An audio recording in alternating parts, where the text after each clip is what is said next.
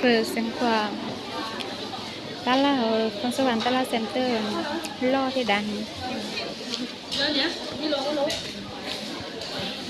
ชอบตอนเลยเมื่อมันจะเกี่ยวกับน้องกุศลมาเปิดจะได้ของเชียร์นี่เราไปเช้าแม่ที่โลกค่ะเรามาเปิดอะไรทั้งนี้เลยอ่ะไม่ครับเอาเปิดมาแล้วลูกก็เยอะเลยล่ะ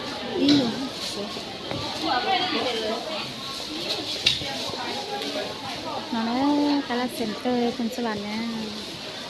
รอที่ดังกูจะใช่ด้วยเดี๋ยวน้องกูเป็นเลยแล้วยอดตลาดมองได้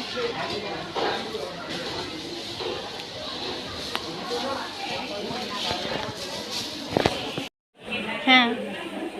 ชิน่า